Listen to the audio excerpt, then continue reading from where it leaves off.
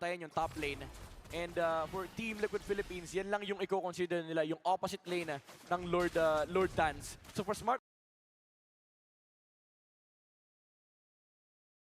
top lane, i-reset nila yung wave na yon, tsaka sila humarap ng mga angles sa may Lord side. The problem with that play is, because you're already moving towards the top, hindi ka makakaharap ng angulo sa ibaba kasi i-reset ng Liquid yung wave dyan. Oo nga, tsaka parang nakakatakot din yung upcoming Lord fight or Lord dance na gagawin dito ng Team Liquid Philippines. Considering na mayroon silang sustain ng Rafaela at lamang pa sila sa long lane. Nag-aantay na lang talaga sila dito kung ever na may magre-react from Smart Omega. And as you mentioned, masyado silang clip dito sa base nila to suddenly react or to spread out dito sa mapa at mag-accomplish ulit ng mga silip balik kay Ryzen. Ganda na itong ginagawa ng Liquid. Ino-hold lang nila yung bottom lane. Ipapush nila once na paspawn na yung Lord para hindi nila kailangan intindihan yung bottom side. So now, Smart Omega, they need to find a way to close the bushes in the middle lane. Nandiyan na yung Barats, nakaapak na siya. And ito na, nagsimula na yung pag-push ng Hirara sa may itaas. Next move for Smart Omega is to go bot side. Pero it's gonna be weird for them to find these awkward angles kasi may Tori pa sa mid. Hindi sila pwedeng lumakad sa baba. Mid-push lang talaga yung pwede nilang daanan.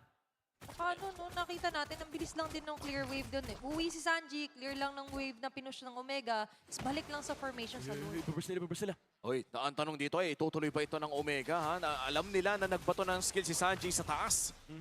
Okay, might be bad news kung sakali, pero hindi pa nila pwedeng i-reveal basta Iba-burst. na na-lead si Perxiva at Ryzen.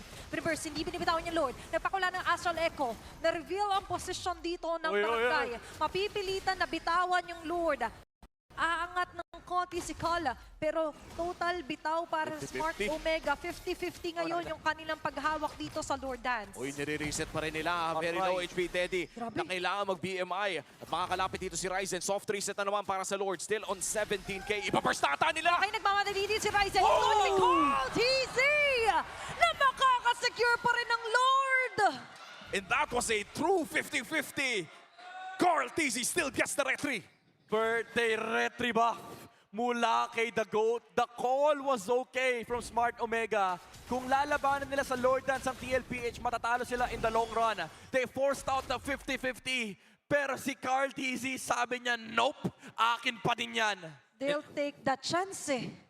And that was a chance well earned para dito sa Smart Omega. Ang talino ng call nila doon, katulad ng sinabi ni Midnight, dahil kung tumagal, yung Lord Dance ay malulugi ang barangay. At ngayon, with the Lord marching up top, naghahanap ng mga additional na inhibitor turrets ang Team Liquid Philippines. Pero yung Hirara, hindi nila alam kung nasaan si Ryzen. Kailangan niya umuwi ngayon para tumulong de depensa. Apat ang may Astral Ring do sa Astral Echo na nilatag dito ni Sanji.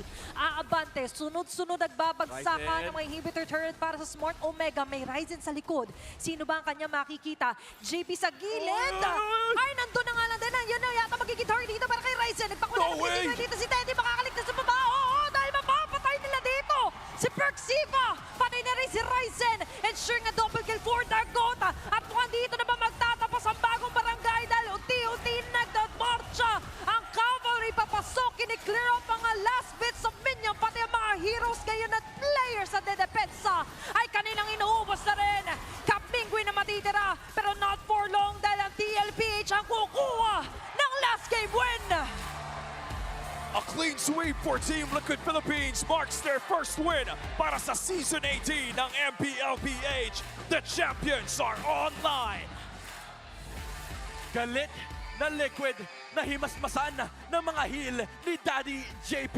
Hindi effective yung flank na ginawa ni Ryzen. It was a smart play mula sa barangay. Pero hindi yun naging enough para pigilan ng stampede ng Cavalry. And truly a happy birthday para kay Carl TZ. Former teammates in Perxiva welcoming call into the league. Smart Omega in their first debut series dito sa ating MPL Season 18.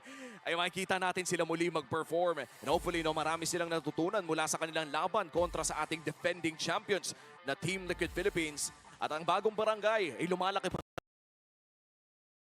rin hanggang ngayon. So para sa mga nanonood dyan sa watch party,